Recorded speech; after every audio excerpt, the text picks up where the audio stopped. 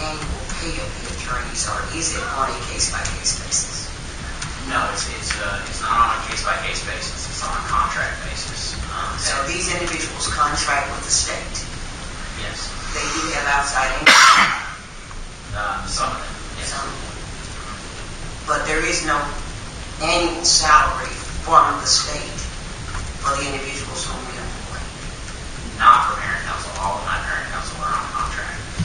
And the contract says that you will work at $8.55 per case. Yes.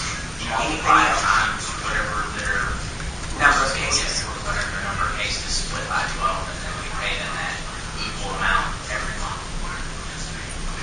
That's helpful. I was wondering, I'm trying to get to the heart of the matter as far as the compensation. And so if they're not working, they are on a contract basis with you. Are they available to you at any time, or do you have to fit into their schedule? How does that work? No, I have a very frank discussion with anybody that I either hire or renew their contract that I expect that they give these cases the attention that they deserve if they were coming through their door and paying as a private client. We have certain requirements of them to attend training sessions 2 times a year at a minimum. We also have, of course, the reporting requirements.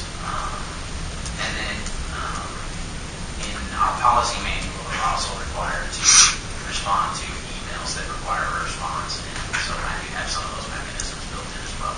Thank you, Mr. Chair. I appreciate you allowing me to ask these questions as a non-member of the committee.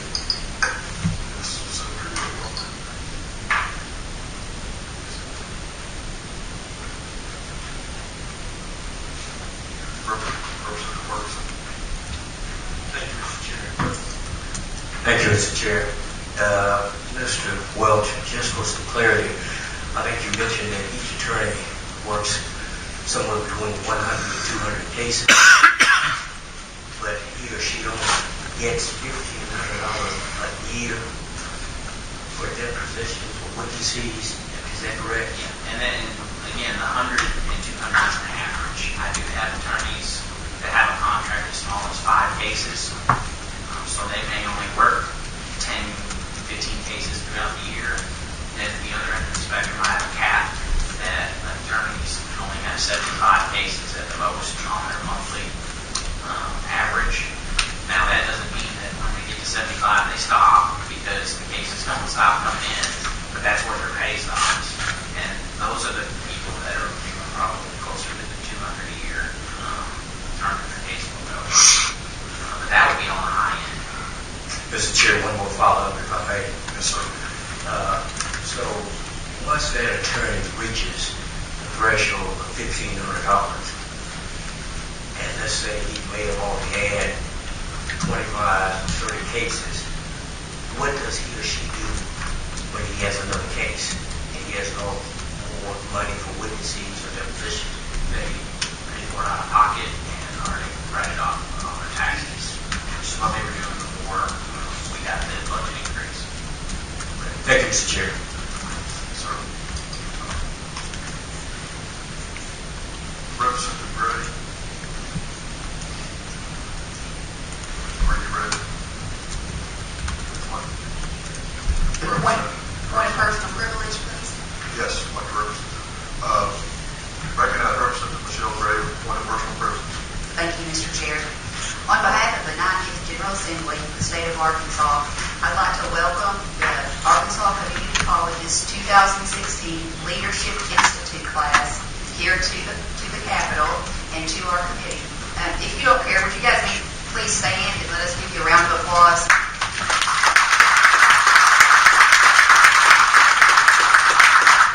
Thank you so much. I'd also like to thank Dr. Linda Bean. She has been doing this for many years. And when I worked at Ozarka College, I was actually in your first class. I remember. I learned a lot, and look where I am now. So this class was very beneficial. I'm very proud of all of you for your hard work and for attending. I know it will help you in your career and also in your personal life as you learn and grow. And because it is personal privilege, Senators Linda Collins-Smith, Missy Irvin, and myself would like to personally welcome Ozarka College, Delta Shell, Lindsay Galloway, and Josh Wilson. Thank you. Thank you, Mr. Chair. Yes, ma'am. Don't everyone else ask, but the chair is going to recognize himself. Point of personal privilege. Recognize Mr. Pat Sims back there by the door. Until recently was the interim president at the most important community college we have, College of Washington. I'll represent question.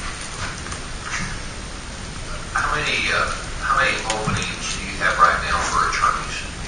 Currently I have 2, but I am making contract offers tomorrow. I'm not here all day today. The attorneys that take these contracts, is that their full-time employment, or do they have practices on the side and these contracts supplement or are an addition to a private practice? I have a mix. I have some that have private practice. I have some that have other contracts, which we talked about, public defenders or prosecuting attorneys. And then I do have some that just do this only. And how many have you ever interviewed that when they found out how much it was, said, no thank you? A lot, yes, a lot. All right, thank you. Okay. I was asking, or did I ask? I'm trying to remember the numbers. Are there prosecutors acting as parent counsel? Yes. Especially as we get to appeals, is that a conflict?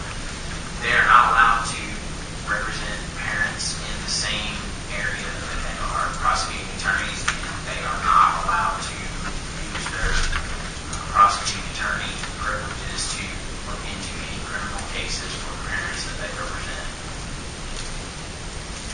Okay.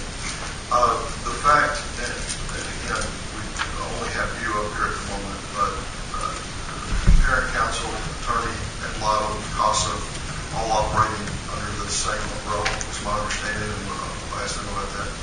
Does that represent a conflict? It's my understanding that there is a significant contingent that believes it's a conflict.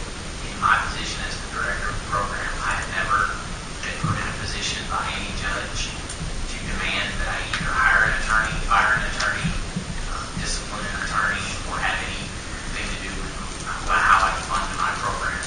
So from a day-to-day perspective, I do not see that. From your perspective, where you're sitting, with I know that we bring the doctors from DHS in to testify constantly. The state does, and the state can take as long as they want and spend as much as they want, unless somebody corrects me on that in the case. Is the deck stacked against parents in these cases? Stacked against parents may be a bit of an overstatement.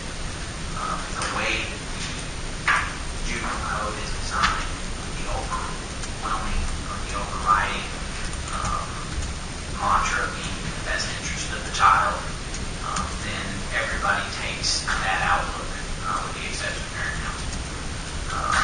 The dynamic in the courtroom can change from day to day, from case to case, depending on the facts.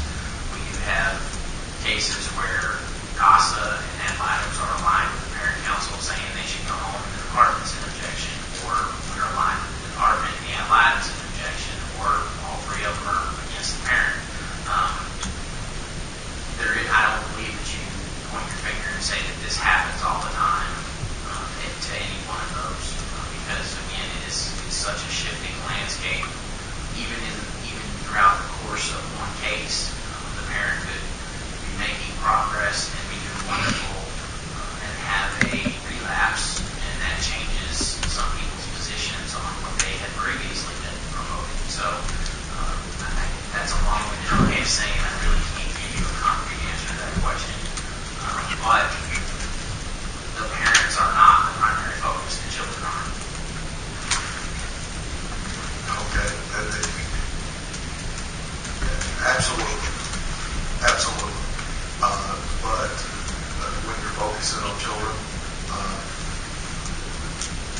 can children really be the primary focus if without the parents being considered?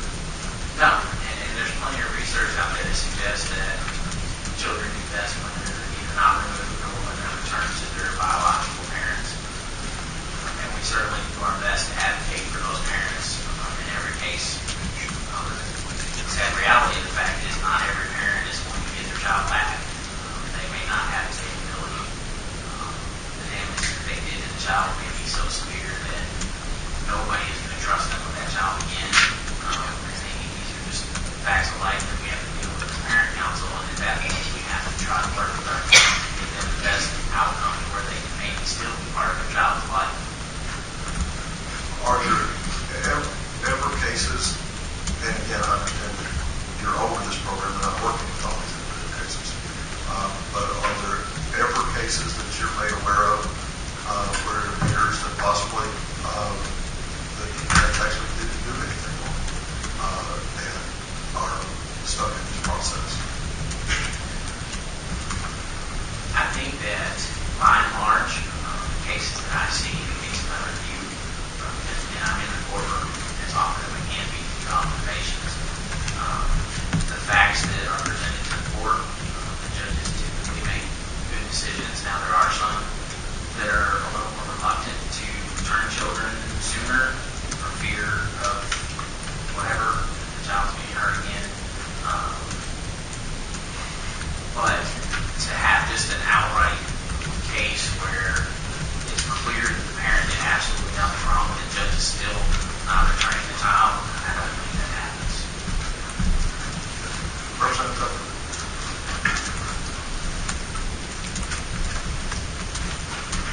Thank you, Mr. Chair. And this is basically one question you just covered. Yes, sir.